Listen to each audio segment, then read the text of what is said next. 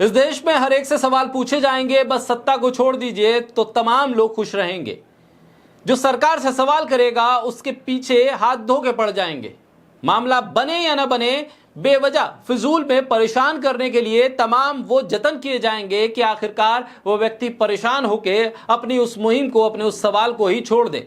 सवाल से पीछा छूटेगा तो कोई भी आपसे सवाल नहीं करेगा। जी हां, मैं बात कर रहा हूं कॉकरोच जनता पार्टी की, जिसने जंतर मंतर पर 1 महीने का लंबा अनशन किया। उसके बाद सरकार को उस अनशन के बाद अपने एक मंत्री का इस्तीफा लेना पड़ा, सरकार को 2 कदम पीछे हटना पड़ा, बात माननी पड़ी। हालात ये बन गए कि जेनजी के नाम पर जिस प्रोटेस्ट को पूरी तरह से आगे बढ़ाया गया, उस प्रोटेस्ट के सफल होने के बाद, उस प्रोटेस्ट के बाद मंत्री का इस्तीफा हुआ तो प्रधानमंत्री खुद इंस्टाग्राम पर रील बनाने के लिए आ गए। उन्हें लगने लगा कि आने वाले चुनाव में यही जेनजी उनका वोटर होगा। आने वाले कुछ सालों के बाद जब प्रचार होगा, जब चुनाव होगा, तो यही जेनजी डिसाइसिव वोटर बन जाएगा, जो विपक्ष का हथियार ना बने। इसलिए प्रधानमंत्री खुद रील बनाने के लिए मैदान में उतर गए। प्रधानमंत्री को लेकर उस अनशन के दौरान, उस प्रोटेस्ट के दौरान कुछ लोगों ने आपत्तिजनक, अमर्यादित टिप्पणियां की, जिसका हम समर्थन नहीं करते हैं। लेकिन उसके बाद क्या हुआ? उसके बाद प्रधानमंत्री एक रील में आए और कहा कि मैं ऐसे लोगों को माफ करता हूं। सरकार की तरफ से प्रधानमंत्री का चेहरा सबसे बड़ा, पद सबसे बड़ा और उनका फैसला सबसे अडिग और पत्थर की लकीर। उन्होंने कहा कि मैं माफ करता हूं। तब भी इस देश के अलग अलग राज्यों में पुलिसिंग सिस्टम यह है कि उन लोगों को बेवजह परेशान किया जाने लगा। बार बार उनके घर पुलिस पहुंचने लगी, दबिश देने लगी, परिवार वालों को परेशान किया जाने लगा। बीजेपी का कोई नेता इस राज्य से उस राज्य में एफआईआर करा देता है, 0 एफआईआर के नाम पर। तमाम चीजें फिर ट्रांसफर हो रही हैं दिल्ली की तरफ। ऐसे में क्या प्रधानमंत्री की बात ये लोग नहीं सुन रहे हैं?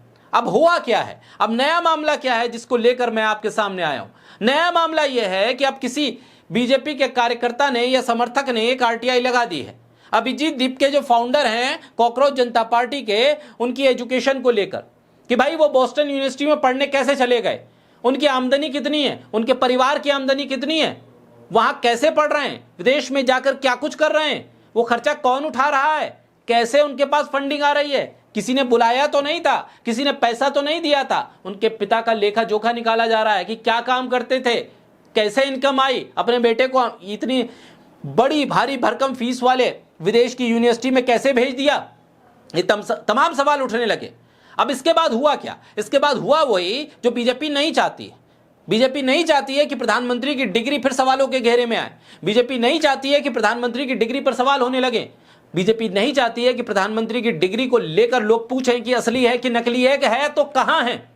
हुआ यही।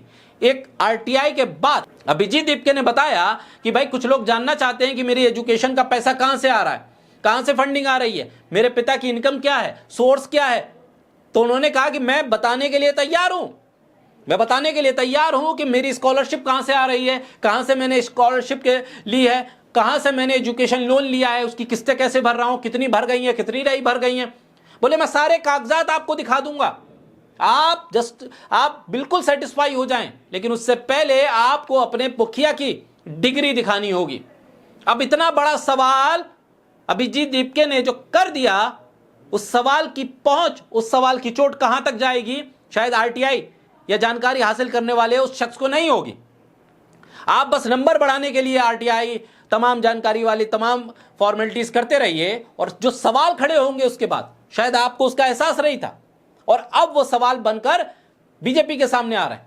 कीर्ति आजाद ने भी अभिजीत दीपके के इसी जो बयान था, इसी जो वीडियो के बाद उन्होंने भी एक ट्वीट किया। उसके नीचे उन्होंने कहा कि भाई एक सवाल बीजेपी के नेताओं से भी पूछ लीजिए कि भाई उनके बेटे बेटियां, उनके बच्चे विदेश की यूनिवर्सिटी में कैसे पढ़ रहे हैं, वहां वो कैसे जाते हैं, वहीं पर काम करते हैं, वहीं नौकरी हासिल कर लेते हैं। बोले यहां तक कि धर्मेंद्र प्रधान के परिवार से भी लोग विदेश में पढ़ रहे हैं।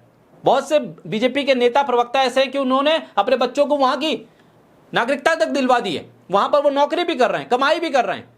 वो भारत का अगर एजुकेशन सिस्टम इतना अच्छा है तो यहां आकर क्यों नहीं पढ़ते। ये एक नया सवाल जोड़ दिया कीर्ति आजाद ने। अब ऐसे में बीजेपी की मुश्किल खुद बीजेपी के समर्थक पैदा कर रहे हैं, और अभिजीत दीपके का ये सवाल कि डिग्री दिखाइए, फिर मैं भी तमाम जानकारी दूंगा। ये बीजेपी के लिए एक नई मुश्किल खड़ी करने वाला बन गया है।